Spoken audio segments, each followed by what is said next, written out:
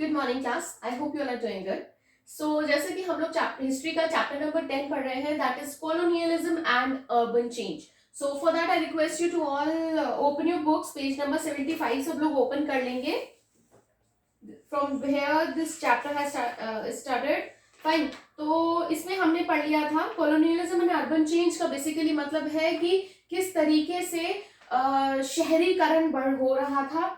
ठीक है, किस तरीके से डी अर्बनाइजेशन हो रहा था, मतलब किन किन वजहों से जो पहला हमारा आर्ट एंड क्राफ्ट था, हमारा कल्चर तो नहीं बोल सकते, आर्ट एंड क्राफ्ट, हैंडीक्राफ्ट, ये सब चीजें जो थी वो किस तरीके से, जो हाथ से काम के लिए हमारा देश फेमस था, ब्रिटिशर्स ने कैसे उस काम को हटाकर धीरे धीरे वो जो लोग गांव से थोड़ा बाहर आकर अपने काम को कर रहे थे वो उनको धीरे धीरे कैसे हटा दिया गया, कैसे कैसे नए नए शहरों को बसा दिया गया। ठीक है, उसी में हमने पढ़ा था urban development under the Britishers. तो उसके अंदर क्या था कि अब हम पढ़ेंगे कि कैसे किन किन तरह से कौन कौन सी चीजें, कौन कौन सी जगह इन लोगों ने अपनी बनाई। ठीक है, किस तरीके से शहरीकरण ये लोग लेकर आए और उनको इन्होंने किस तरीके से डिवाइड किया जगहों को। ठीक है, तो जैसे कि मैंने आप लोगों को बताया था, उन्होंने प्रेसिडेंसीज बनाई। प्रेसिडेंसीज उन्होंने बनाई जहां से वो एडमिनिस्ट्रेशन अपना बेसिकली राज्य कर सके पूरे देश में। जैसे कि हम आज के डेट में हम कहते हैं दिल्ली, जहां पे सारे सेंट्रल गवर्नमेंट के बड़े बड़े होम मिनिस्टर्स, प्राइम मिनिस्टर सब रहते हैं और वहीं से ही वो पूरे देश को कंट्रोल करते हैं, है ना। तो आज हम इसी बारे में पढ़ेंगे कि किस तरीके से प्रेसिडेंसीज बनाई। बुक में देखेंगे पेज नंबर 76 पर, presidency is the administrative division of India under the Britishers were known as presidencies, जहां से एडमिनिस्ट्रेशन किया जाता था। एडमिनिस्ट्रेटिव मतलब how can I explain, okay, administration एक तरीके से राज किस तरीके से किया गया, वहीं पर ही उनके बड़े बड़े मिनिस्टर्स बैठा करते थे और वहीं से ही वो लोग कंट्रोल किया करते थे पूरे देश को। ठीक है, तो उन्होंने 3 जो ऐसी जगह बनाई वो थी बंगाल, बॉम्बे एंड मैड्रास। ठीक है, इन्होंने 3 ऐसी जगह, इनको प्रेसिडेंसीज बोला। यहीं से बैठ के, इन तीनों जगहों पर बैठ के इन्होंने कंट्रोल किया। ठीक है, अब जो कि पहले British East India Company control करती थी और later on directly Queen of England के हाथ में ये दे दिया गया। ठीक है, each of the presidencies had a centre of administration that grew into prosperous cities under the Britishers. अब जहां पर बंगाल, मद्रास और बंगाल, बॉम्बे, मद्रास, 3 जगह पर जहां पर इनके बड़े बड़े मिनिस्टर्स बैठ रहे हैं, तो डेफिनेटली इन सिटीज में क्या था, डेवलपमेंट आने लगा। फाइन, वहां पे क्या क्या बनने लगे, फोर्ट्स, बड़े बड़े warehouses, government building, schools, public libraries, recreational centres होते हैं जहां से हम कुछ एंटरटेनमेंट की चीजें कर सकें या खेल सकें या गेम्स, बिग बिग गेम्स कर सकें। वहां पे तो बेसिकली गैदरिंग के लिए जगह जहां पर होती है, जैसे कि आज की डेट में हमारे जहां पे शादियां होती है, कुछ पार्टी फंक्शंस होते हैं, वहां उस जगह को रिक्रिएशनल एक्टिविटीज सेंटर्स कहा जाता है। मार्केट्स एंड क्लॉक टावर्स, देखो क्लॉक टावर बीच में दिया भी है लास्ट में, बुक में बिल्कुल 76 पेज में एक्सट्रीम लेफ्ट में बिल्कुल नीचे, a clock tower build by the British in Bombay university. ठीक है, बॉम्बे यूनिवर्सिटी जब बॉम्बे में था तो प्रेसिडेंसी थी, तो बॉम्बे को उन्होंने डेवलप किया, बंगाल को उन्होंने डेवलप किया, मद्रास को डेवलप किया और यहाँ पे क्लॉक हाउसेस बनाए, बड़े बड़े बड़ी बड़ी सी एक बिल्डिंग, उसके ऊपर क्लॉक हाउस की, वो बहुत दूर से लोग उसको देख सकें। ठीक है, cantonment and civil lines. Cantonment and civil lines वो जगह जहां पर इनके बड़े ऑफिसर, सिविल लाइन्स तो आज भी हम लोगों को पता है, वहां पे हम देखते हैं बड़ा पॉश एरिया होता है, बड़ी बड़ी साफ सुथरी सड़कें, चौड़ी सड़कें, शांति होती है, पेड़ पौधे होते हैं और इजीली नॉर्मल लोगों के जाना भी वहां पर अंदर पॉसिबल नहीं होता, है ना। ऐसी जगह जहां पे मिलिट्री वाले लोगों के घर वाले अपने रहते हैं और वहीं पर उसी पूरे एरिया के अंदर ही वो लोग, स्कूल हुआ, पार्क्स हुए, हर एक चीज की उनको उस जैसे ये एक कैंटोनमेंट है, यहाँ से यही इसी एरिया के अंदर ही उनका रहने खाना उनका पार्क्स, उनके फैमिली के लिए एक्टिव स्कूल्स, सारी चीजें उस जगह के अंदर, मतलब उनको इस पूरे एरिया से बाहर निकलने की जरूरत ही नहीं है, उनको सारी ही फैसिलिटीज यहाँ पे दी जाती है। ठीक है, तो जो उनके मिलिट्री वाले जो लोग होते थे वो यहाँ रहते थे कैंटोनमेंट्स में, और सिविल लाइंस भी, दोनों में डिफरेंस सिर्फ इतना है कि सिविल लाइंस पे आप कह सकते हैं कि जो उनके हायर ऑफिशियल्स थे, हायर ऑफिशियल्स थे, वो लोग सिविल लाइंस में रहते थे, एंड जो थोड़े लोअर या और नीचे कास्ट जैसे नीचे पोस्ट के लोग हैं, दोज लिव एट कैंटोनमेंट्स। तो बुक में पढ़ेंगे तो आपको दिख जाएगा। कैंटोनमेंट सिविल में सेकंड पैराग्राफ में देखेंगे, the senior British officers and the civil servants we all know that, है ना, जो गवर्नमेंट के ऑफिसर्स होते हैं और हायर पोजीशन पे, जैसे कि सिविल सर्वेंट्स आज की डेट में जो लोग यूपीएससी क्लियर करते हैं, जो लोग आईएएस, आईपीएस, आईएफएस ये सब बनते हैं, those are called the civil servants. तो वो लोग रहा करते थे सिविल लाइंस में। कैंटोनमेंट में जो मिलिट्री होती है, जो बेसिकली लड़ाई पे जाती है ना, मिलिट्री वाले जो लोग होते हैं, और सीनियर ऑफिसर्स नहीं, सीनियर से डाउन वाले थोड़े और थोड़ी लोअर पोस्ट के जितने भी मिलिट्री के लोग वो कैंटोनमेंट में रहते थे। सिविल लाइंस में हायर ऑफिसर्स रहते थे। और यस, सिविल लाइंस कैंटोनमेंट अगर आज की डेट में भी हम देखें तो वो शहर से हटके होते हैं, शहर से बिल्कुल हटके होते हैं।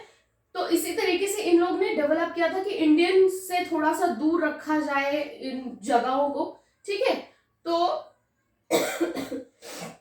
इन्होंने सिविल लाइंस कहां कहां पर बसाई? Delhi, Allahabad, Faisalabad, Moradabad. The areas at broad roads, avenues, park, schools, hospitals, cemeteries, among all other developed civic amenities is facilities। ठीक है, next we have hill stations. Hill station हमें भी पता है, जब आप क्या थे, ये लोग Britishers, they were from the foreign, और वहां पे ठंड ज्यादा होती है। So to beat the heat, Indian heat, summers, to beat the summers of India, ये लोग क्या करते थे, हिल स्टेशंस पे जाया करते थे। आज भी देखिए, हम भी गर्मी के बचने के लिए हम लोग भी हिल स्टेशन पे जाते हैं, शिमला, दार्जिलिंग, डलहौजी, कश्मीर। ठीक है, तो यही जगहों पर इन लोगों ने बेसिकली इस टर्म को निकाला, इन लोगों ने डेवलप किए हिल स्टेशंस। तो आप देख रहे हैं कि आई एक्सेप्टेड कि ब्रिटिशर्स ने डेफिनेटली हम लोग को रूल किया और वो अच्छी चीज नहीं थी, लेकिन इन लोग ने डेवलप भी किया। बट डेवलप हम आज देखें तो डेवलप किया है, वो अपने ही उसके लिए डेवलप इन लोग ने किया, बट यस, डेवलपमेंट आया इन लोगों से। तो इन लोग ने देखो हिल स्टेशन बनाया, Shimla, Darjeeling, Nainital, Dehradun, Ooty. Shimla become the summer capital of British empire. Summers में जो समर्स होया करती थी, होती हैं अभी भी, तो समर्स में ये लोग हिल स्टेशन पे चले जाया करते थे, और शिमला वॉज द मोस्ट आप कहेंगे favourite place to for summers, summer capital बोलते थे कि समर्स में मोस्टली ब्रिटिशर्स जो थे वो आपको शिमला में मिलेंगे। ठीक है, और इन लोग ने वहां पे bungalows, club houses, golf course, church and many central avenues with a variety of shops came to be called the mall। ठीक है, बड़ी बड़ी दुकानें अभी भी हम देख रहे हैं, माल रोड बोलते हैं। ये माल रोड वाला जो कॉन्सेप्ट है, आप किसी भी हिल स्टेशन पे जाओ, हर जगह आपको माल रोड मिलेगी, और बहुत लंबी चौड़ी तरीके से स्ट्रीट शॉपिंग ही वहां पे होती है, और हर जगह पे जाके लोग माल रोड ढूंढते हैं। हर एक हिल स्टेशन पे जाके, this is what I do wherever I go, I know it, the concept of Mall Road, wherever on the hill station, that can be Ooty, that can be Shimla, that can be Manali, you'll find Mall Road everywhere, and you can shop like anything। You'll get big shops out there, बड़े बड़े outlets भी आपको coffee के या clothings के आपको माल road पर मिल जाते हैं, और स्ट्रीट शॉपिंग भी आपको माल रोड पे अच्छी हो जाती है। ठीक है, तो माल रोड हिल स्टेशन पर लाने वाले इस कॉन्सेप्ट को ब्रिटिशर्स थे। Next we have administration of urban areas and establishment of municipalities. अभी भी है, जो म्युनिसिपैलिटीज का कॉन्सेप्ट है वो भी हमारे देश में ब्रिटिशर्स लाए। We all know that municipalities का काम क्या होता है। म्युनिसिपैलिटीज का काम होता है एरिया, जो उनको पर्टिकुलर एरिया अलॉट होता है, वहां पे डेवलपमेंट देखना, वहां की सड़कों की देखभाल करना, वहां के सैनिटाइजेशन को देखना, वहां की रोड्स पर मतलब बेसिकली जो पब्लिक एरिया होता है उसको मैनेज करने का काम म्यूनिसिपैलिटीज का होता है, ठीक है। पेज 77 पे लास्ट जो टॉपिक है administration of urban areas the establishment of municipalities, इसके बारे में पढ़ेंगे हम। As new towns and cities proliferate, अच्छा प्रोलाइफरेटेड का मतलब है बहुत जल्दी जल्दी क्या हो रहा था, शहरीकरण हो रहा था, टाउन्स एंड सिटीज का डेवलपमेंट हो रहा था। The British realise the need of an efficient system of urban administration. अब क्या है, अब इन्होंने सिटीज और ये सब तो डेवलप कर दिया, टाउन्स डेवलप कर दिए, फिर इन्होंने रियलाइज करा कि इनको मैनेज भी तो कोई करे, इनकी देखभाल भी तो कोई करे, तो इन लोगों ने म्युनिसिपैलिटीज एक लोकल सेल्फ गवर्नमेंट बोले या म्युनिसिपैलिटीज बोले, हर एक सिटी में डेवलप करी। The main function of the municipality were maintaining public health and sanitization, building roads and providing electricity and pipe water to the residents, ठीक है। तो बेसिकली जो पब्लिक वेलफेयर कह लीजिए या ऐसे काम जो जनरल एक बॉडी होनी चाहिए जो उन काम को करे, जैसे आज भी हम देखते हैं कि रोड्स को मेंटेन करने का काम म्युनिसिपैलिटीज का होता है, वाटर हर एक बिल्डिंग तक, हर एक घर तक पानी पहुंचे, वो हम तो करते नहीं है, वो पाइपलाइन, मेन जो पाइपलाइन होती है उसको डालने का काम हमारे म्युनिसिपैलिटीज का होता है। इलेक्ट्रिसिटी हर सोसाइटी में, हर घर में के गेट तक इलेक्ट्रिसिटी जो पहुंचाएगी वो हमारी म्युनिसिपैलिटी पहुंचाएगी। Piped gas line, it's almost everywhere, if I talk about Noida तो मोस्टली हर जगह पे पाइप गैस लाइन आ गई है, तो वो हमने तो डाली नहीं है, वो किसने डाली, एक लोकल बॉडी है नोएडा डेवलपमेंट अथॉरिटी ने वो गैस पाइपलाइन हमारे घरों तक पहुंचाई है। तो इस तरीके के काम को कराना ये म्युनिसिपैलिटी के अंडर आता था, उन्हीं को करना होता था। The main source of revenue for the municipality were the taxes on roads and trade. अब ये सब काम करने के लिए पैसा तो चाहिए, है ना। आप कभी नोएडा का मैं एक एग्जांपल दूं, अगर हम कोई प्लॉट खरीदते हैं तो जब तक हम नोएडा अथॉरिटी से वो प्लॉट को अगर मुझे बनाना है तो उसका नक्शा मुझसे पास कराना, उनको टैक्स ग्राउंड, उसके सामने जो टैक्स होता है, टैक्सेस होते हैं, मैं बताती हूँ। जैसे कि मेरा एक प्लॉट है, उस प्लॉट के सामने ग्रीन एरिया है, उस बेल्ट को मैनेज कोई तो करता है ना, फार्मर्स बोल रही हूँ, माली होता है वो मैनेज करता है ना, तो वो कैसे करेगा, उसको हम तो सैलरी देते नहीं है, हम वन टाइम पेमेंट करते हैं, कुछ अमाउंट, कुछ 1000 रुपए, जो जिससे उनको मैनेज कराया जाता है, वो उस ग्रीन एरिया को मैनेज करता है, राइट। तो ये सब जो हम पैसा देते हैं वो हम म्युनिसिपैलिटी को देते हैं, और म्युनिसिपैलिटी उस पैसे से हमारे आसपास रोड को, स्ट्रीट लाइट्स, वाटर, सैनिटाइजेशन और ये सबको मैनेज करती है, ठीक है।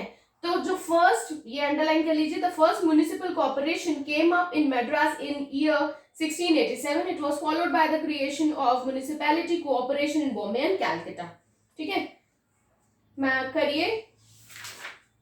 By 1850s, municipalities were introduced in all major towns in India. तो 1850 तक आते आते सारे देश में जितने भी टाउन्स थे उन सब में म्युनिसिपैलिटी का डेवलप हो गई। और सबसे पहली कहां पर आई, मद्रास में, किस साल में, 1687 में, और उसके बाद सबसे पहले मद्रास और उसके बाद it go to Calcutta and Bombay presidency में सबसे पहले, ठीक है। Next we have on page number 78 the topic transport and communication. Before the establishment of British rule system of transport and communication India were not well developed, we all know it. पैदल जाना या bullock cards पे जाना ये सब था, but in लोगों के आने से इन्होंने प्रॉपर रोड्स डेवलप की। रोड डेवलप होने से जो कनेक्टिविटी थी, रोड्स, रेलवेज, मैंने आप लोगों को इसी चैप्टर में पढ़ाया भी था कि रेलवेज को हमारे देश में लाने वाले ब्रिटिशर्स थे, तो इन सबको डेवलप जो किया वो ब्रिटिशर्स ने किया। However, the East India Company felt the need of an improved system of transport and communication to explore new development of क्यों, ताकि रॉ मटेरियल इजीली ट्रांसपोर्ट किया जा सके, न्यू मार्केट्स बनाई जा सके कंट्री के अंदर, ensure smooth transport of the army and ammunition होता है जो आर्मी वालों का असला बारूद, हिंदी में बोलूं तो वो जो इन लोगों की बंदूकें और बॉम्ब्स ये सब होता है, that is called ammunition. For war and conquest, established link between the administrative headquarters far of places, ठीक है। इसलिए इन लोगों ने रियलाइज करा कि इन सब चीजों के लिए हमें एक इम्प्रूव ट्रांसपोर्ट और कम्युनिकेशन चाहिए। So the British improve the existing network of road in India and introduce a network of railways. इन लोगों ने क्या करा कि बेटर रोड्स के लिए इन्होंने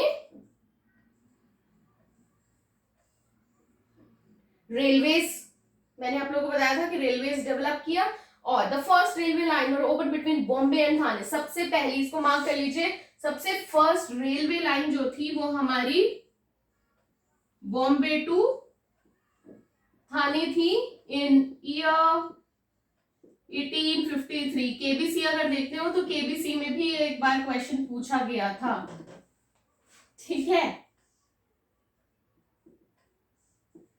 By 1869, private companies have succeeded in building about 6,400 kilometers of railway line in India. The British established an efficient postal and telegraph. अब देखो रोड्स हो गई, रेलवेज हो गए, अब कम्युनिकेशन है ना, ताकि हम लोगों की मेल एक दूसरे तक, मेल इन टर्म्स ऑफ पत्र ही होते थे पहले, तो वो जल्दी से एक दूसरे तक पहुंचे, उसके लिए इन्होंने क्या करा, पोस्टल। पहले क्या होता था, या तो कबूतर के थ्रू, आपने देखा होगा हिस्ट्री की पुरानी हिस्ट्रीज में, कबूतर के थ्रू पहुंचाया जाता था पत्र, या किसी को भेजा जाता था तो उसको अर्जेंट इंफॉर्मेशन भी किसी के पास 5 दिन हफ्ते भर में पहुंचती थी। तो इन लोगों ने पोस्टल और टेलीग्राम सिस्टम को इंट्रोड्यूस किया इंडिया में। कब मार्क करेंगे, the first telegraph line was open from Calcutta to Agra in 1854। 1854 में पहला